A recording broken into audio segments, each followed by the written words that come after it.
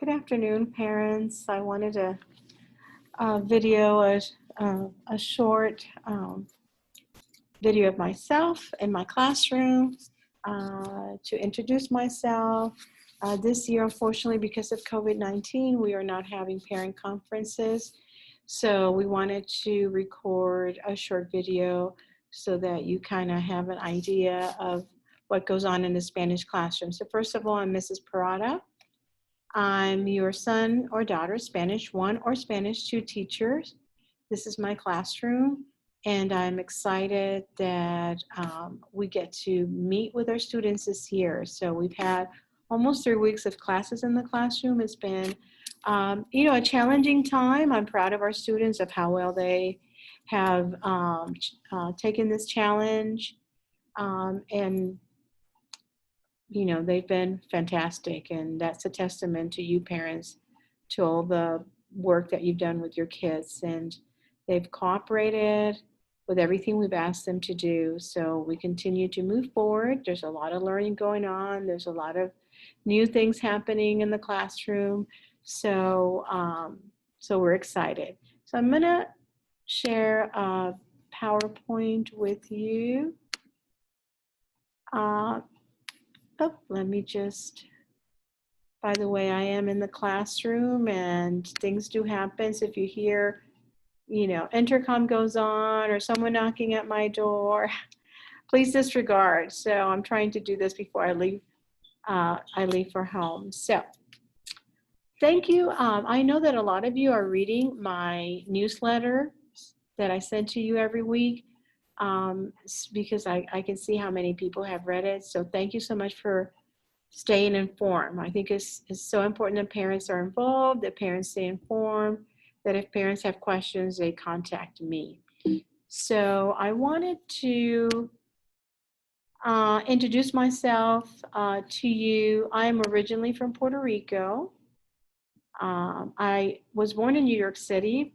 My parents have emigrated and we lived there for several years, but then we returned back to Puerto Rico, where I went to school, did all my schooling in Puerto Rico, went to college, University of Puerto Rico, graduated with a teaching degree in music education, met my husband, married my husband, and in 1984, we moved to the United States and started a family. So my husband was in the Air Force. He retired just recently after 30 years. And we've lived in all kinds of places, including California, England, Florida, Nebraska, and back in Nebraska. So we have enjoyed our years in the Air Force. So the reason we came back to Nebraska after being in Florida for quite a while was because our grandchildren are here. So here's a picture of my grandchildren. Let me get out of the way here because you cannot see George.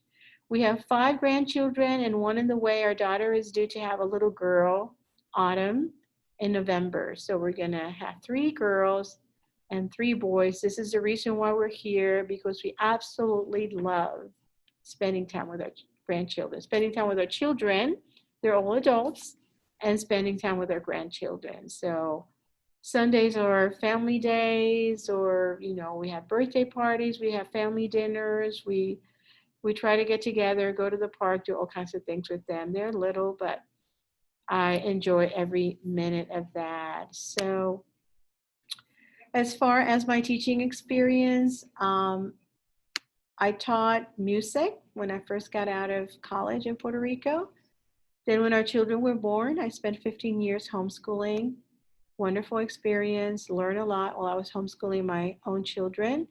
And then after my children were older, I decided to go back to teach, but this time, rather than teaching music, I went back and got my certification in Spanish. So for the last 11 years, before we moved to Nebraska, I taught high school Spanish in a small town called Crestview High School, at Crestview High School in Florida, on the northwest part of Florida near Pensacola.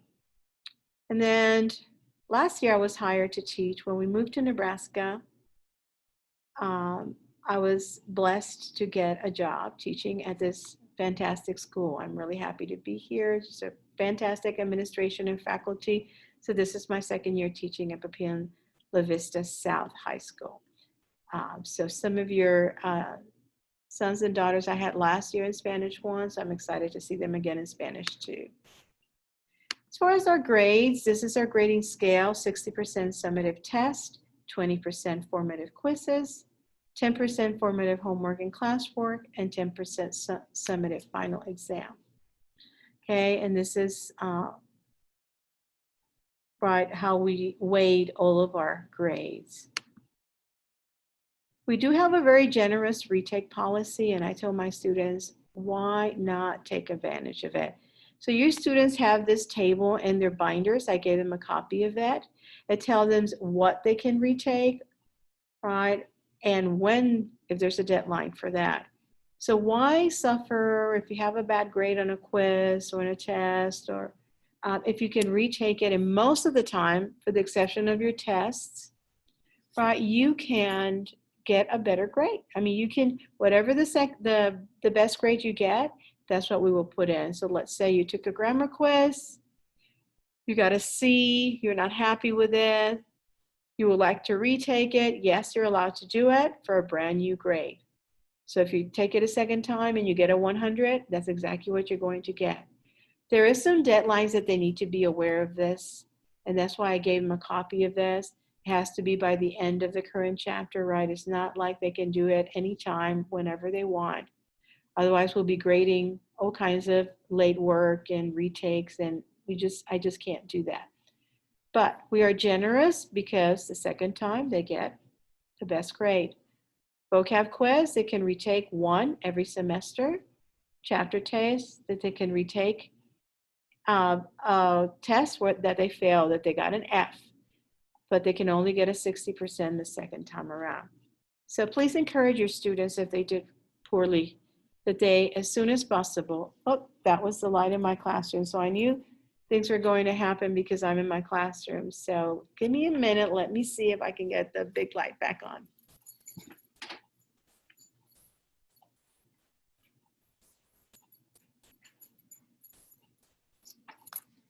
These automatic lights are a little tricky. Please have your kids check Google Classroom if they're absent, and considering all the COVID protocol that we have, we do have a lot of students absent. So Google Classroom is their best place to go when they're missing work, when they want to know what we covered in class that day, right? When they need to make something up, that's the place to go. So please encourage them to keep up with their Google Classroom. This is what they need for class. Again, they have a syllabus with all this information, and I think I posted all this on our newsletter. So if you have any questions about any of this, please let me know. I don't want to take a lot of your time. I'll also ask for some donations: Kleenex, paper towels, pencils, if you have any of those. We always appreciate, this is things that we use all the time. Email me, please, don't hesitate. Questions about anything. When you email me, please give me your sons and daughters' first and last name and what class they're in. You can say Spanish 1, second hour, Spanish 1, 6th hour, because I do not know their names yet. I'm working on it. I'm getting better. But sometimes someone sends me an email with a name or a first name, and I'm like, which is the student, what class they're in. So please help me when you send me an email. Identify your daughter or son, first and last name, and what class period they are, or at least if they're in Spanish 1 or Spanish 2. That helps a lot, because then I can really look them up if I can't remember. Okay, I try to send a parents newsletter every week. That way you keep in touch. That is for parents, but students are welcome to read the letter I send you. I mean, there's nothing there that they cannot see. I send you my Remind code if you want to join our Remind text service, where you get text when we have homework or when we have tests or quizzes. And then here's my Google Sites. I'm sorry, my Google Sites website. Sorry, it is a long day in my mind sometimes. So I wanted to click on this just to show you what the website is. This is a great place, especially on my homepage. It shows you Quizlet, where the kids can practice their vocab, Conjuguemos, where the kids can practice their conjugations, StudySpanish.com, where there's awesome information. So just a lot of good stuff.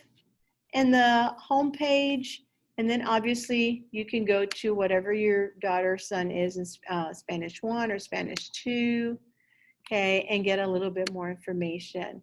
I don't want to take too much of your time, but please know that I love what I do. I care deeply about my students. I'm so happy that we can be together in the classroom, and we're doing our very best to keep everybody healthy and everybody safe. Remind your students to keep on top of things, to look at their Google Classroom, to ask questions if they're missing something.